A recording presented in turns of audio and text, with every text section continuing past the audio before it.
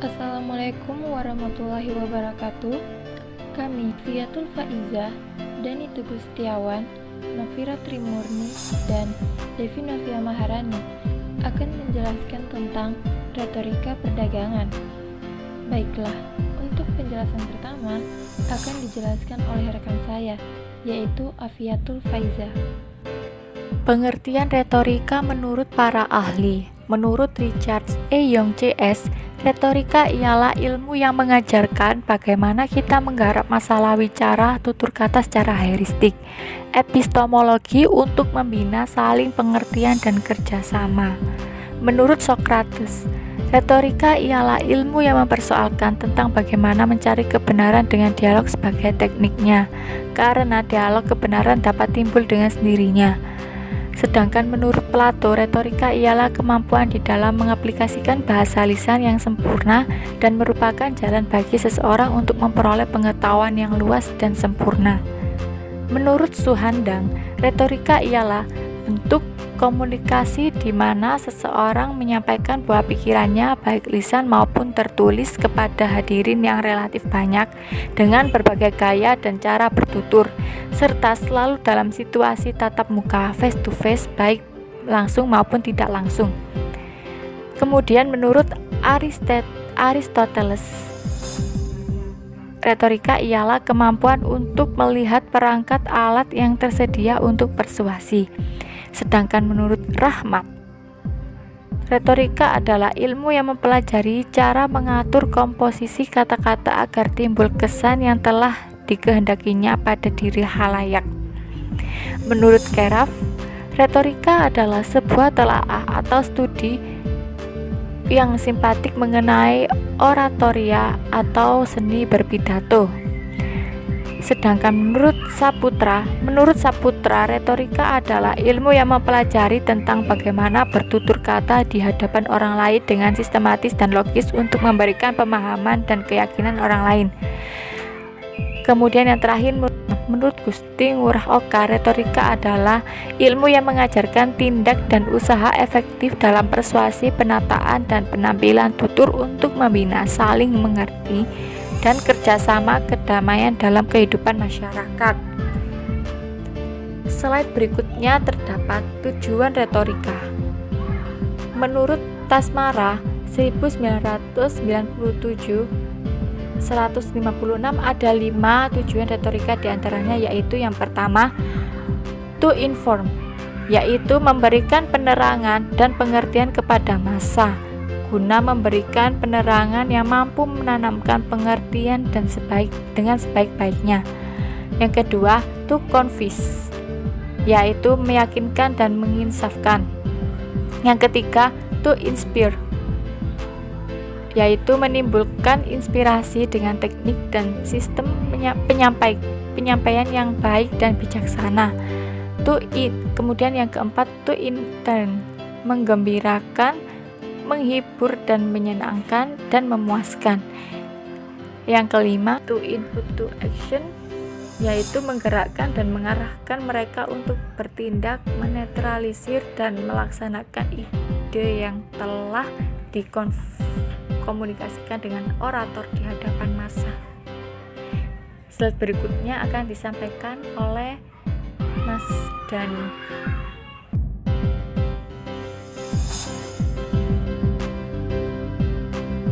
Baik, kita akan masuk di fungsi retorika. Nah, fungsi retorika ini menurut ahli yakni Raudona ada 4 poin yang meliputi tentang fungsi retorika. Yang pertama yakni misinformation, yakni sebuah pemberian atau penyampaian sebuah informasi ke khalayak publik. Yang kedua yakni miseducation, yakni memberi sebuah pendidikan kepada seseorang dan yang dianggap itu sudah berkecimpungan dalam hal pendidikan. Oke, yang selanjutnya yakni mispersuasion, yakni sebuah pengaruhan atau dukungan kepada orang. Ini yang dilakukan dalam hal atau dalam bidang perbisnisan. Contohnya dalam iklan. Nah, di dalam iklan itu ada kata-kata atau bentuk yang bisa memikat orang itu tertarik ke dalam bisnis atau barang yang telah dipromosikan tersebut. Yang selanjutnya kita masuk kepada misentertainment, yakni sebuah penghiburan. Ini penghiburan ke halayak umum.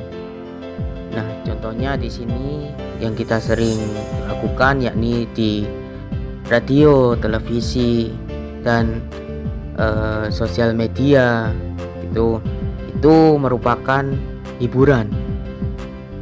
Nah, tujuan di sini dari misentertainment yakni menghibur halayak umum yang sesuai bidangnya. Oke, yang selanjutnya yakni jenis-jenis retorika.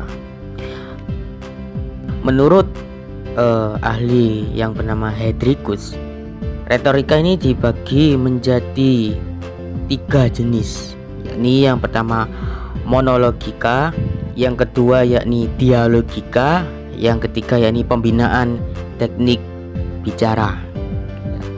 Oke, kita melanjut ke retorika dalam perdagangan. Nah, retorika dalam perdagangan ini yakni sebuah bujukan atau rayuan yang dilakukan oleh pembeli atau penjual untuk mencapai tujuan yang diinginkan oleh si penjual dan si pembeli.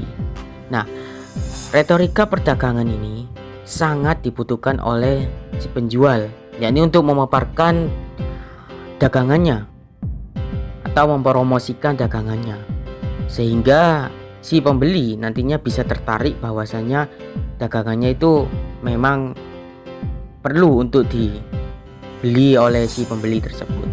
Nah, untuk si pembeli, retorika dalam perdagangan ini sangat perlu juga. Karena kenapa?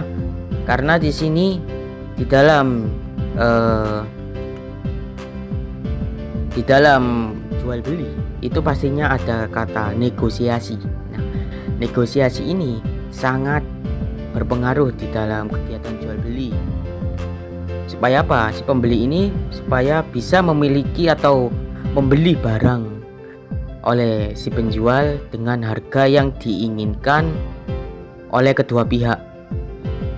Kalau semuanya si penjual menjual harga dengan tinggi atau di atas dari keinginan si pembeli, maka si pembeli harus pandai-pandai berbicara atau berretorika.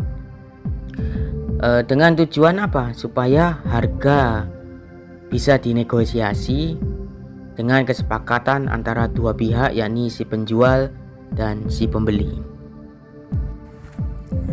Tujuan retorika dalam perdagangan yang pertama yaitu membentuk sebuah negosiasi yang nyaman dan senang. Yang kedua, mempromosikan dagangan atau produk yang dijual. 3. Mengolah bahasa supaya si pembeli tertarik dengan produk yang dipaparkan. Yang keempat, menciptakan suasana interaksi jual beli yang baik sampai tercapai deal. Dan yang kelima yaitu menciptakan rasa kenyamanan pada penjual dan pembeli. Selanjutnya, fungsi retorika dalam perdagangan. Yang pertama, mengasah tata bahasa yang dilakukan di bidang jual beli. 2. Belajar tata cara mempromosikan produk dengan baik. 3. Belajar membangun kenyamanan dalam berinteraksi. Dan yang keempat adalah belajar menghadapi orang yang rata-rata belum dikenal. Selanjutnya, yang terakhir ada jenis-jenis perdagangan. Yang pertama, berdasarkan jumlah barang yang diperjualbelikan. Perdagangan ini dibedakan menjadi 3, yaitu perdagangan besar, perdagangan sedang, dan perdagangan kecil. Nah, yang pertama, perdagangan besar adalah kegiatan perusahaan yang menjual atau membeli barang dari eksportir atau importir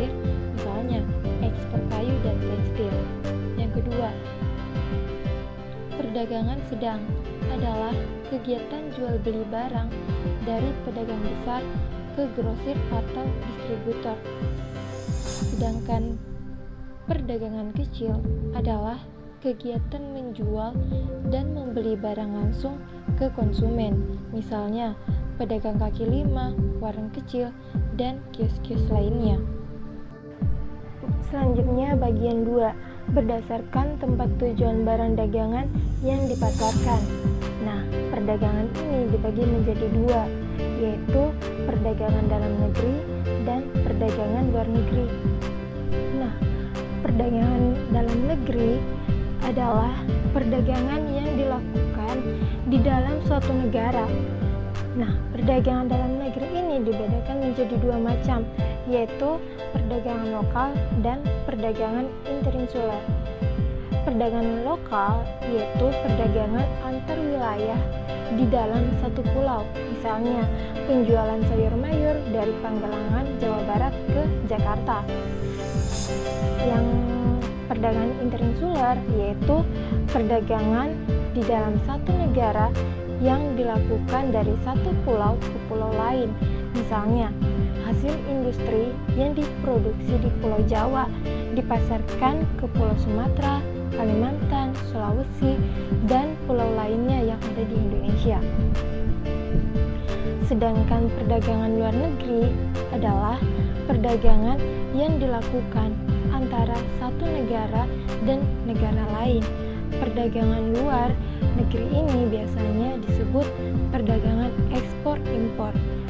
Nah, kegiatan perdagangan luar negeri ini menggunakan alat pembayaran yang disebut devisa, yaitu pembayaran luar negeri yang dapat diuangkan dengan mata uang asing. Sekian dari presentasi kami, lebih kurangnya mohon dimaafkan. Wassalamualaikum warahmatullahi wabarakatuh. Mari bersama dengan kami, Universitas Pegri Wiranegara. Kami komit dengan dedikasi mengabdikan diri. Mari bersama dengan kami, Universitas Pegri Wiranegara.